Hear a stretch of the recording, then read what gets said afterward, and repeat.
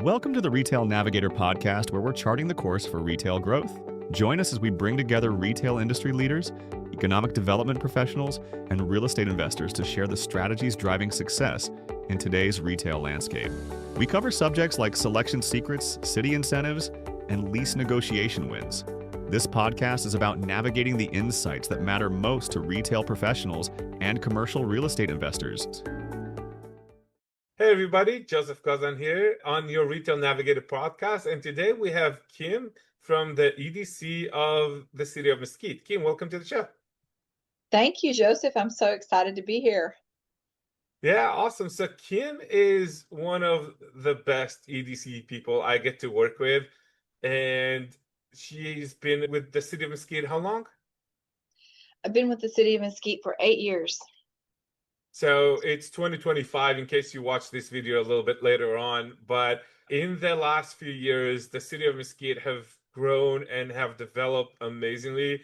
And they have a lot of great staff, but I have to give a lot of credit to Kim on being the force behind bringing outside retailers and employees into town. So Kim, how about you give us 2-3 minutes rundown on you? What's your background? How did you get to be the Economic Development Director of Mesquite, and then talk a little bit about Mesquite and what you guys have been doing for the last few years.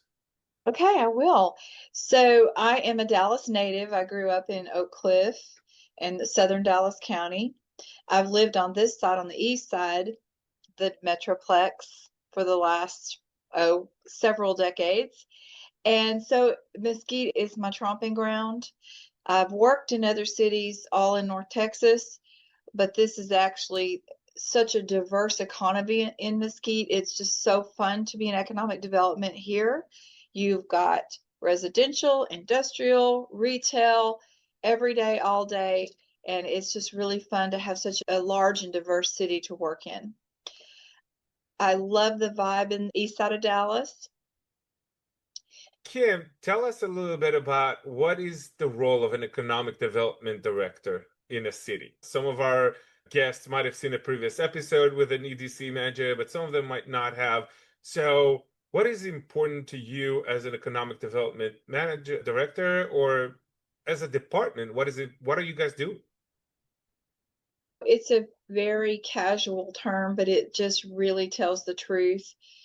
We are not tire. We have to know a whole lot about, or a little about a whole lot. We have to know a little bit about everything, because we've got to, when we see an opportunity or we get a question, we've got to know where to get that person or that developer the information, the most efficient way and the best way. So we have relationships with a wide array of people. So we like to be a one-stop place, whether you need to know about how to get a permit for a water line, or if your company needs workforce education, or you want to know the best restaurant to cater your next business event. We're a full-service operation, and the way that we are at our best is to be out there and know our communities and know our people, so that we know when we get those opportunities to make those connections and tie those knots, that we have that on the tip of our tongue. That's great. I always help people describe economic development as they're the visionary. Economic development is the people that create the vision, the outline. This is where we want to see the city in 20 years, 30 years. And then they try to navigate a path toward there.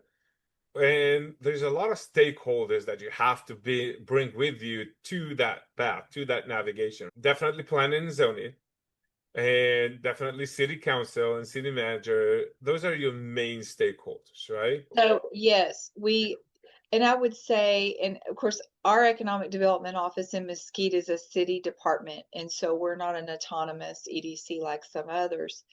But the vision for the city is very council driven. However, we like to help them. We like to pull out the rose-colored glasses and help them with the vision and be able to see beyond just the past, or see beyond the obstacles. I think a good example of that is our strategic plan. And we very intentionally made sure we had private sector people at the table, citizens, our board, and we also went and invited our developers and brokers and business owners.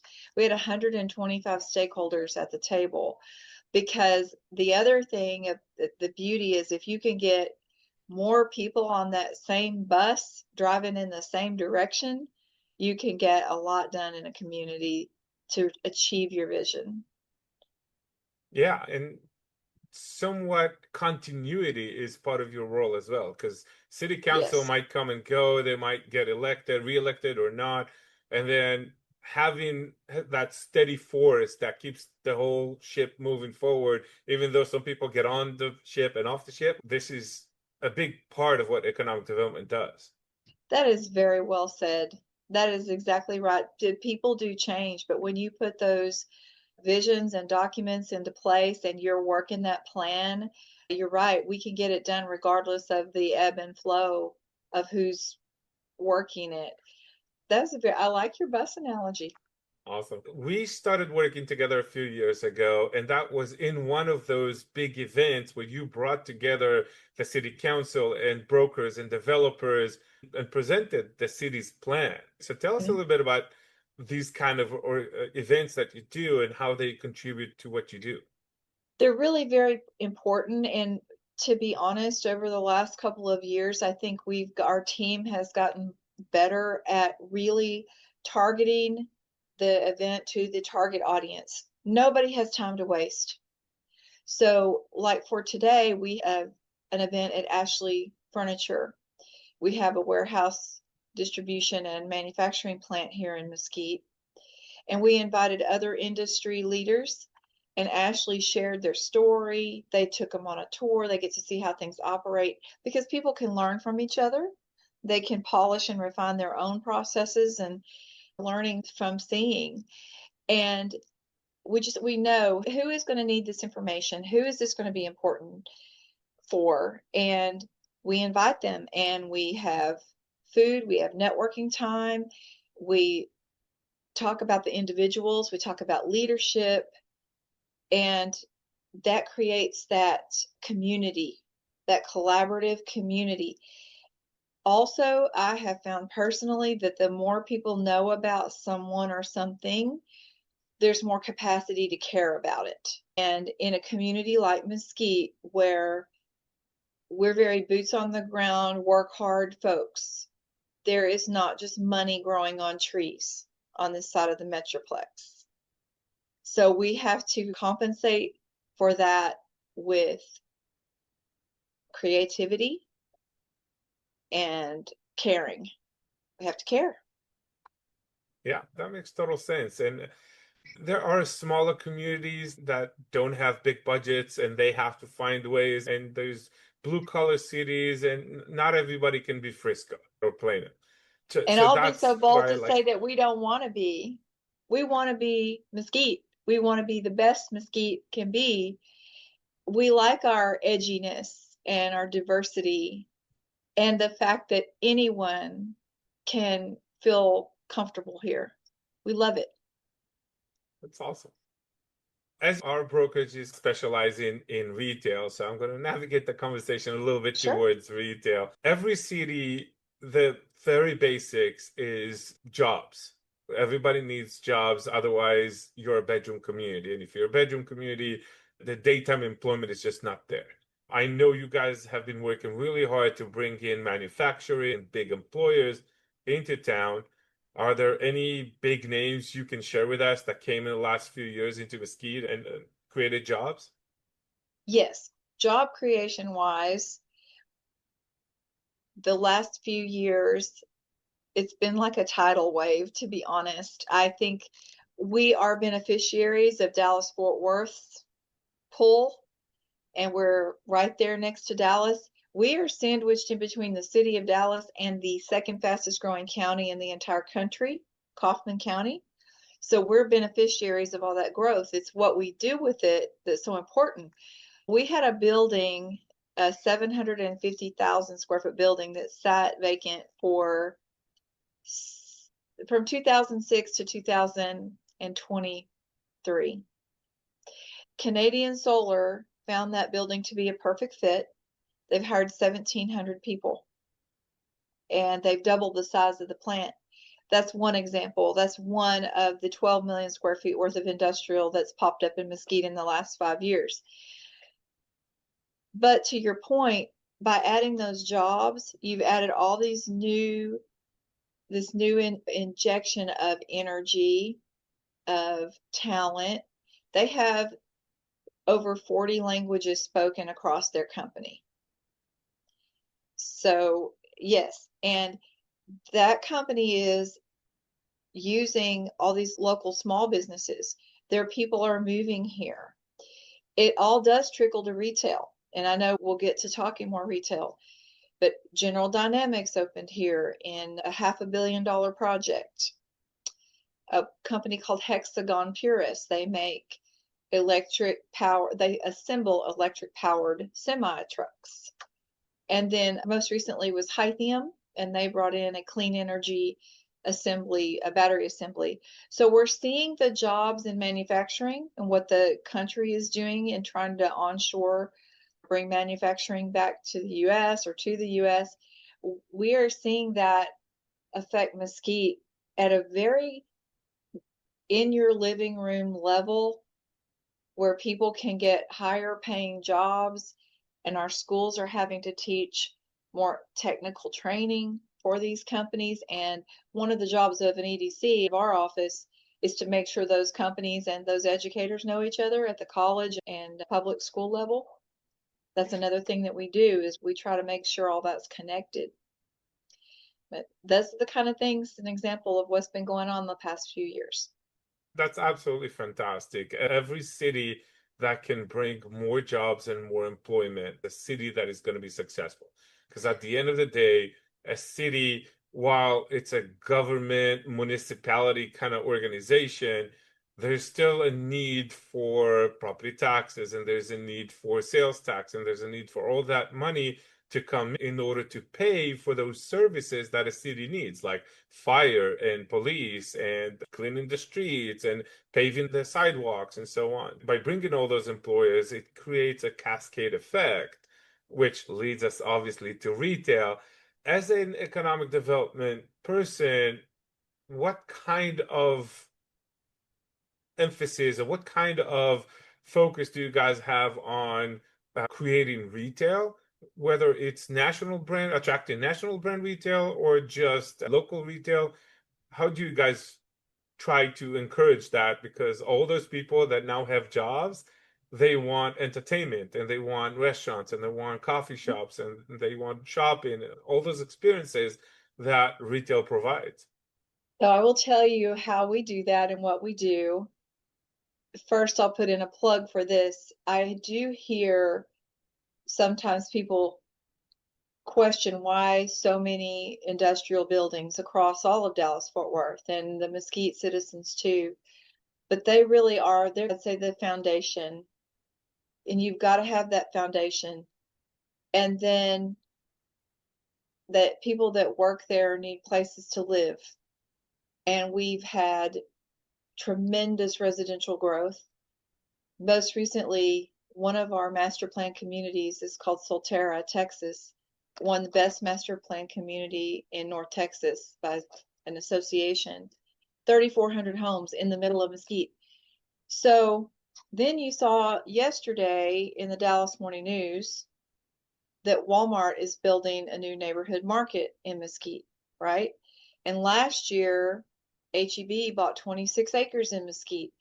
And so while the end consumer loves the retail, the restaurants, the grocery stores, the entertainment, you've got to have the foundational structure to get retailers' attention and to get them to come here.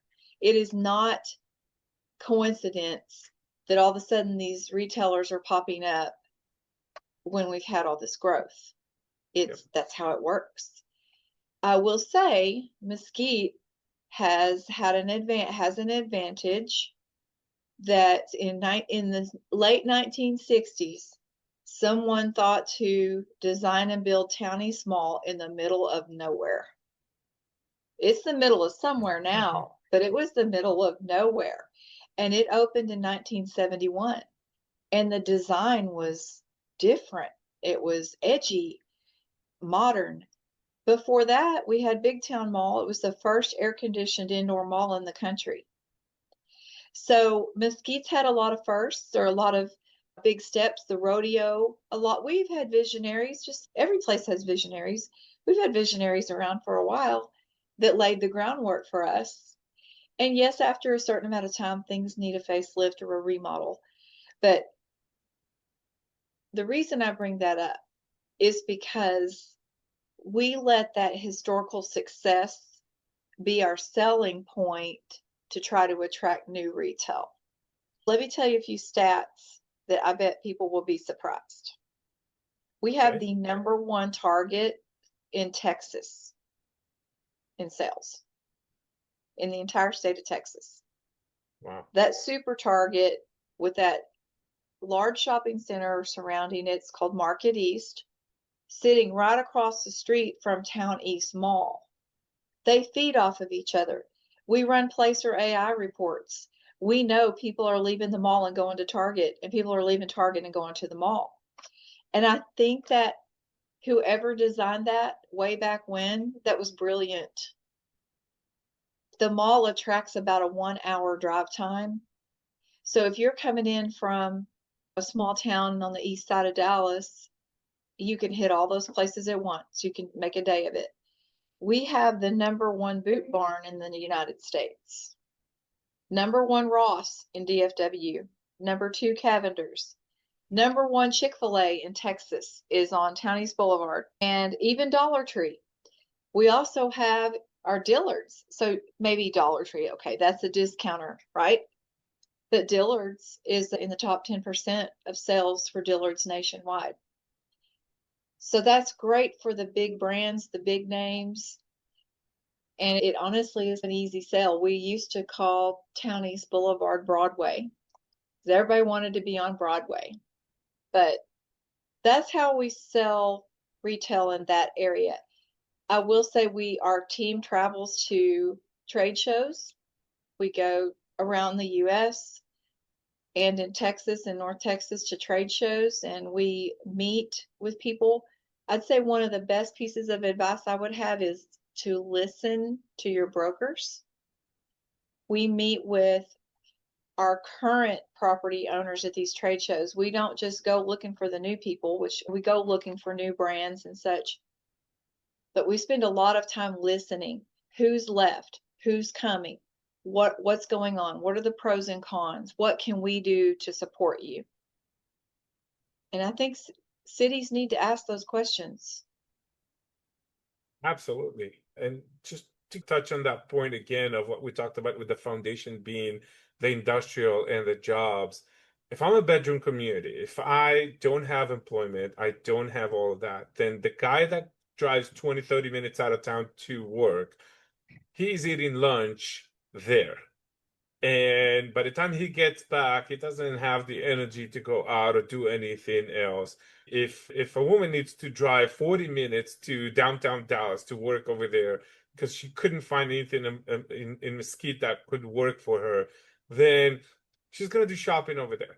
She's going to go for a happy hour after work with her colleagues over there. So it neutralizes everything. But if I'm working in town, most of my spend dollars are going to be in town. And in return, every spend dollar in retail equals sales tax for the city. So cities really should be driving employment first and then build retail on top of it. Yes, that is what works. It's not always the most popular with the citizens, but it works. Yes. And I think the younger generations, it seems like they're more comfortable with that ecosystem and everybody kind of living together. It's the generation that your house had to be in the suburbs and then you go into work. I think things are changing. I think priorities are changing. Time is so valuable.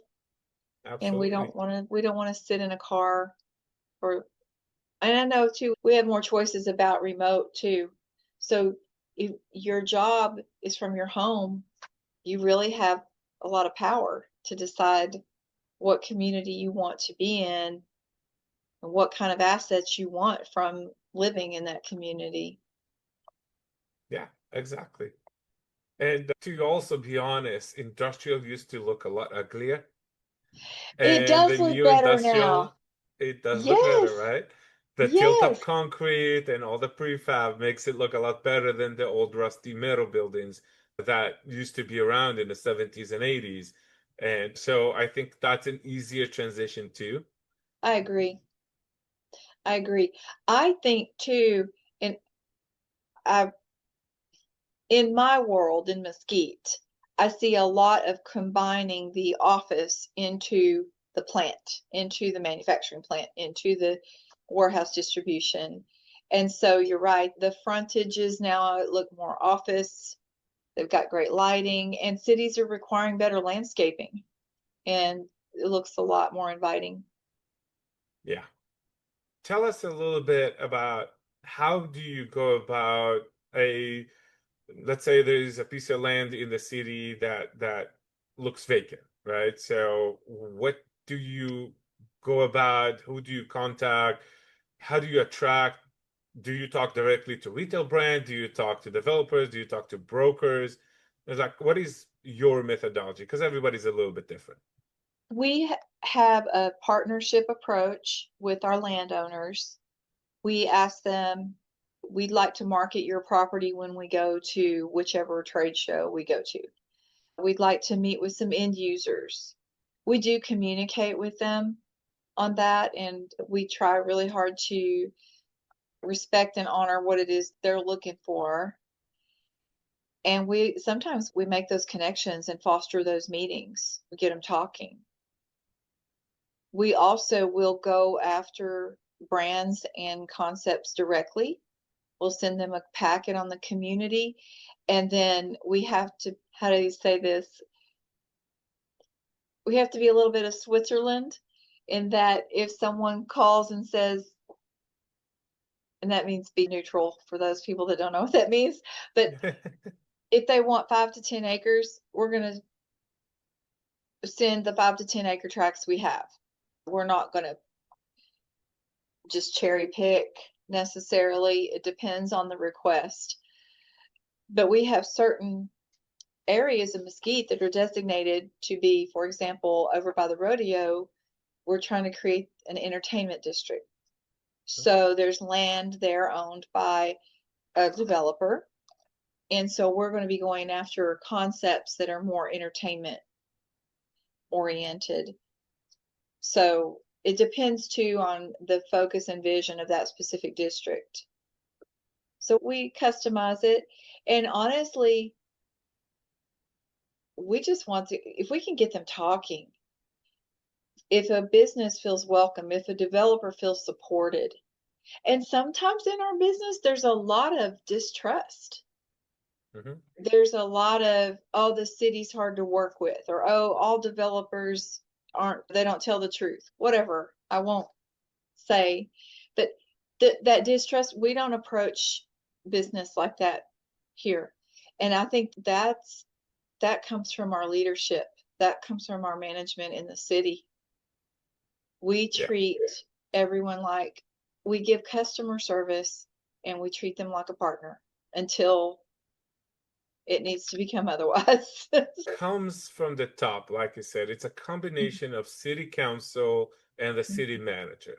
They have both sides have to be on the same page. And if everybody's on the page of growth, then working with the city is a lot easier.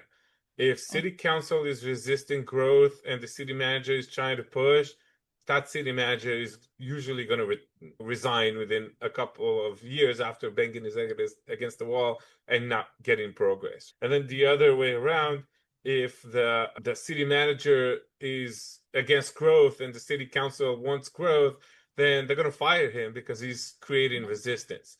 So it's important that these two bodies are going to have an agreement of where they want to drive the city. But what I've seen is, you said that is half joke, but it's real. There are certain cities that developers don't want to get anywhere near because they've built that reputation of, I'm going to fight this. And I just spoke with a developer just last week. He said, yeah, that city, I'm about to sue them because it's hard. They don't let us develop. And no city should be in that place. That's just my opinion. I know some cities are adamant about keeping the small town feel, but they can't quantify what a small town feel is. So it's really important to make sure that the city understands and the city council understand that what we said earlier, there's a price to pay for fire and EMS and city services. And if you're not going to have growth, if you're not going to bring more businesses that more sales tax will come in, it will have to come. There's only one other way to bring it, and is that by raising your property taxes. So do you want to be the politician that raised property taxes because you resisted growth? Go ahead. You're not going to be politician for long. And I haven't seen a city that's just a retail mecca without all the other stuff that goes with it. It's just, you have to have the ecosystem. And there's one area of retail we didn't talk about. I talked about the town east and all, but I want to talk too about the entrepreneur, the person who wants to own their own shop. That takes delicate hand holding. It takes personal service, a lot of one-on-one personal service. It's difficult for institutions to be able to monetize, to be able to afford to make that investment. So I think a lot of cities struggle with how to support small business. So we are very blessed in Mesquite that we have a little bit of historic fabric left in our original town, and we call it downtown Mesquite. A lot of people don't know Mesquite has a downtown, but we do, with buildings from probably the early 1900s. And we're a part of the National Main Street. So we're one of the few Main Street programs in North Texas. You have to qualify through the state of Texas. We have learned so much from the Main Street approach of how to do business, even at the industrial level, because the Main Street approach is volunteer driven and it's stakeholder driven. We literally went around the downtown and found 30 people who were willing to spend time on visioning out what they wanted to see in our downtown. And slowly but surely we're getting there. We've got a farmer's market, we've got public art, we've got live music, we've got a couple new restaurants, and it just keeps growing. And the coffee shop, of course, you have to have a coffee shop. Of course. But what we're doing is taking what we've learned from that Main Street approach, and we're going to start applying it to different areas of the city to grow small businesses. We're teaming up with our chamber. We don't do anything alone over here. We can't. You've got to have a team. We're putting together workshops, small business planning, how to write a business plan. We're going to have a local banker talk to people about how to get the money together, how to market in this digital age. But what we do is we cull from our local community the people who care, that are here, and we try to bring those services or that information to the community instead of, for an example, to get a business plan, the services that are provided through like a Dallas college, a person has to get in their car and drive downtown. So we are working with that center in downtown to come here every now and then. Then we promote and advertise, and we say, hey, you want to talk to someone about free business planning? They're going to be in Mesquite at the chamber office this day and time. Because it can be very intimidating for a small business dreamer to go drive to that big building in downtown Dallas and walk in this big institution. We want to make it at our customers' convenience and on their turf. So we're trying to put together some funding mechanisms too to rehab. You asked about properties. we want to, as a city, help rehab some buildings. And there are questions sometimes. How can you spend taxpayers' dollars on someone else's buildings? We have to go through certain criteria, and we do have to weigh and measure. Is this going to be a benefit to the whole community? And let me tell you, when you improve a building and a business can rent at a decent price and it's not a dump, I'll just say it, Yeah. when they can feel proud to be in that building, and we have engaged local small shopping center owners to work with us to prove this method, and it is working. We have an old shopping center down the street. It was getting single-digit rents. It had mold growing on the walls. What kind of a proprietor wants to be in there? Yep. So And we there did is it. direct benefit to the city, right? Better looking building, successful business equals more sales tax. At the That end is of the day, exactly it comes right. back. That is right. So we worked with that shopping center owner for an incentive to him, a tax break.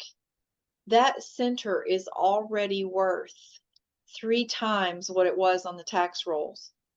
The rent has gone to double digits, but it's still in the teens, which is very affordable rent nowadays. You also have to find the right partners. He's in it for that long haul. He's willing to ease into the higher rents. But it has brought, that center is full of people that started their own business.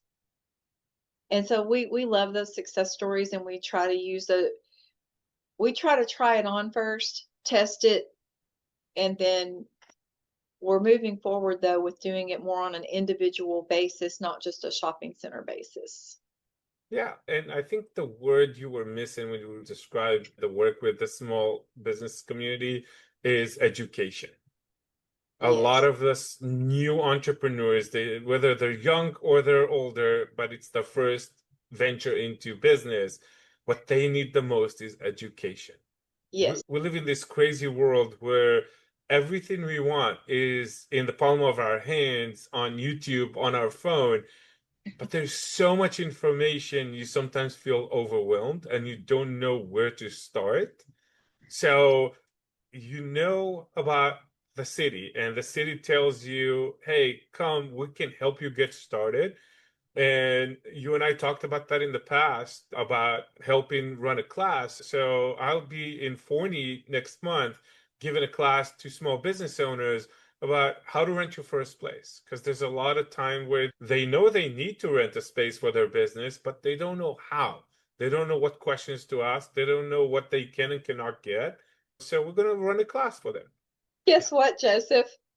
We were having a planning meeting last week for all the workshops we want to have, and that kind of class came up about real estate. And guess whose name came up to ask? So I'm already To booked for Mesquite Yeah, as well. Absolutely. I'm happy to do that. you're already booked. We'll follow up. We'll circle back on that. But Absolutely. I love This is knowing that about, Forney's doing yeah. that. Yeah. Yeah. At the end of the day, a city that encourages business is a city that's going to get more tax back, which means they can keep attracting more people. They can keep property taxes lower. And just across the Metroplex, the property tax ratio is very different. There is cities that were able to drop it all the way down to 1.6, 1.7. There's cities that are still in the 2.3%, which is very expensive. Again, a lot of people only see the first part. Oh, the city is spending taxpayer money on this thing. They don't see the cascade effect that eventually brings money back to the city, brings people into the city, and runs the circles of economy and basically just drive everything to success. Agreed. Well said. Which is why I said earlier that EDCs, the visionaries, they see the future, they see down the road and not just the next 200 feet. Okay, so you started out this talk with asking about me and my background. I want to touch on what you just said. I live in a house that was built in 1941. And when my husband and I purchased it, it was dilapidated. It was sitting on the ground. I could see what it could be. And I think that's just part of my DNA. And getting into economic development, it's partly just you have to have the personality for seeing what something could be. And you also have to have a lot of patience with people, tons of patience. There are projects like the Canadian Solar building I told you. Canadian Solar's first visit was 2017. They signed the agreement in 2023. So there's no instant gratification. I always say that's why economic developers love to eat and drink, because that's the only instant gratification we get. But it is such a rewarding career. And I've seen the people that want to be engaged in economic development change drastically the last 10 years. So I encourage anyone that might be listening. It's a great career if you love real estate, sales, people, challenges. It's a really fun job. And I started it in 2007 as I guess, one of my lifetimes. It was my second or third lifetime. But it's great. It is, you said the best thing when you said it starts with the leadership. If anyone is shopping for a community to work in, go listen to some city council meetings. You'll learn a lot. Yeah, absolutely. And planning and zoning committee. Yes. If there's anything that can kill a growth, is a planning and zoning committee. Yes, you are right. We have a big zoning case coming up, in fact. Sometimes zoning is the hardest thing to get through on a project, honestly. It's the big turtle sometimes. Yeah, but what I've learned with the zoning side of things is that a lot depends on how you present things and how you make the case. Because if you're just dropping a packet on the table and say, I want to change from this to that, then now you're at the mercy of whatever agenda the other side had. But if you show benefit, you help the city understand why we're doing this, where it's going, and what's the potential for the city from doing this change, or for the community, that's an even bigger impact, then the chances you'll get hit with a wall is smaller. Unfortunately, not small, just smaller. That goes back to that vision. You've got to put things in pictures and quantify and show the economic value. And I just wanted you to know that, though, about my house, because that just continues with everything I look at in Mesquite. And sometimes it's a burden because you want so much more than you can make happen fast enough. Yes. That patience is important. Yes. But when you bring other people along with you on the vision, then you don't have to necessarily be there for it to happen. Because once they've got it, they've got it. There is back to that continuity concept. Yes. Get them on the bus. Get them on Joseph's bus. Awesome. Kim, I want to be conscious of your time, and I want to be I'm very grateful for you to come on the show and sharing with us. You obviously have a passion for what you do and a passion for your town. So I really appreciate you coming on the show. I love it. I can't wait to hear more of your podcast and appreciate your involvement in our community. Thank you for being a supporter. Yes, ma'am. And for you, the listeners, if you want to watch more of that on YouTube or listen to other episodes, please subscribe. We're everywhere. We're on YouTube, Stitcher, Amazon Podcast, and iTunes Podcast. Just subscribe, and we'll see you in the next episode. Thank you.